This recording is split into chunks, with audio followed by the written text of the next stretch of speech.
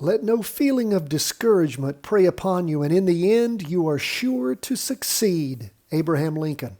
My friends, no discouragement here. You can do this 10 to 15 minutes each and every day. This is not rocket science. It's charting art. It's part science, part art. You can master it by doing it each and every day. Don't worry about how long it takes to master this, because once you do, the world is your oyster. Let's jump into these charts and see what is to be seen. We are following price movement.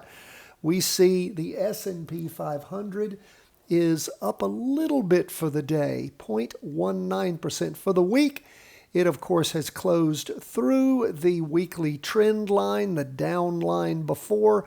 We have the Tuesday, Wednesday, and the Thursday, Friday 2-day candles having penetrated the weekly trend line, and of course, starting back on Monday, the 28th of August, we saw things blast through for the second time, wicks and then candle and all pushing through.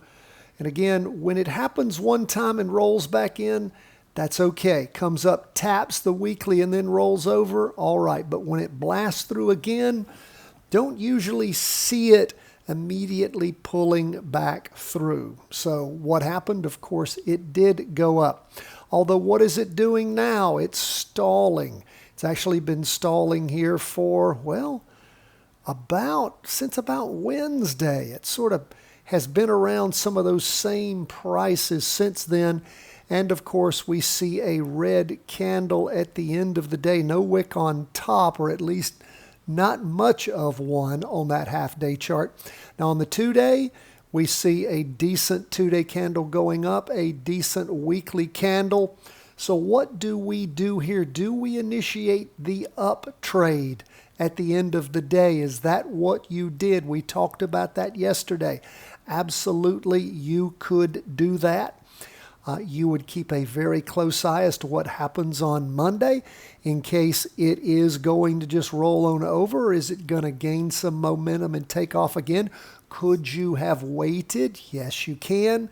You can wait to see how Monday starts off. But of course, if markets are jumping up on Monday, going to be hard to get in after that first weekly candle has already drawn. So again, this one is a tough one. Look at the volume here. It's not up to the average volume, even though it's rotated and turned around. And again, no huge spike at the bottom of this volume either. So again, we look at the 2-day. On this latest 2-day candle, it did not have average volume. So there are some weaknesses here, weak at the end of the day too. So again, some reasons not to get in. And you might say, what should I do? What should I do? Well, you need to either justify it in your show notes one way or the other, and then go with it and see what there is to learn from it. That's what practice trading is all about. And as you do this, you start learning more of the personality of the S&P 500. Now let's look at the NASDAQ 100. Similar chart, but a little different. Boldly pushing through on both these two candles outside the weekly trend line. Also, the week before, last week, we didn't have a down candle. We had a red spinning top, so some indecision there. And of course, this pushing on through it. Now, it was down for the day 0.11%. Same kind of slowdown here. You see lower volume at the end of the day, decent volume beginning of the day. Look at this, 2-day, average volume both days, and not average volume here on the weekly below that. So again, weakness showing here. Decent volume showing here, weakness showing in the half day. So the 2 days where we see the stronger volume metric. So again, difficult moves. Now, if you have difficulty making a decision, what should you typically do? If the first rule of trading is not lose money, second rule of trading is make money. Don't jump in. If you decide to jump in, then you have to be very careful with what your getting out parameters are, correct? Absolutely. Let's talk about what's up with 20-year bonds. Now, this is an interesting one. 20-year bonds, look at all the weakness here. Went from 3 up candles, no wicks on the bottom, to a green spinning top with a long wick up and maybe a third, a quarter size on the bottom, but that's a spinning top. It's not a green up candle. And how did we end the week? Look at what happened here. We again have a spinning top with a long wick on the top, little wick on the bottom, sitting right there on that weekly trend line, but significant weakness there in that down move. But does that mean that you've got a decent up move? You do have decent volume. It's about average. You have average volume on the latest 2-day candle. And of course, what happened on Friday? Rolled over strong, 1.85%.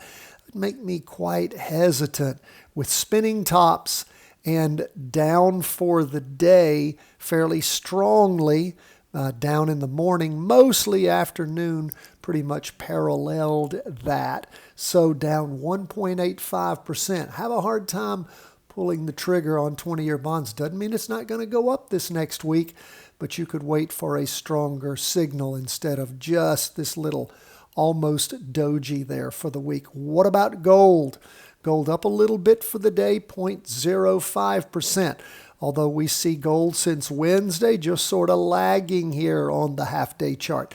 2-day chart, we can see the Tuesday, Wednesday, the Thursday, Friday. Again, it moved a little bit higher. The high on the Tuesday, Wednesday was 181.12. It was 181.12 on both. So it pretty much stayed around, let's make sure that's right, 181.12, 181.12. Yeah, so it pretty much stayed around the same spot over the last 4 days after trying to tick up. We look at the kind of candle for the week. It's clearly pushed away from the weekly trend line. And of course, it's a green up candle, wick on top. Again, decent volume. Gold, and again, it was up a little bit for the day, 0.05%. Don't like that 2-day chart, the half-day chart so much, but the 2-day and the weekly look more decent, and the volume is decent on the weekly, just below the average, above average on the first 2 days of the Tuesday, Wednesday, slacking up some on the Thursday, Friday. So again, some signs of weakness there, but not as much as those other charts. Now, what's Bitcoin doing? Thankfully, it is pulling back. We have 2 decent days of down movement for the day-to-day, 1.97%, so almost 2%. And again, what do we want Bitcoin to do? We want it to pull back, reset, and give us a nice, clean, crisp up move. As we look at this week about average volume, it wrapped up with that spinning top.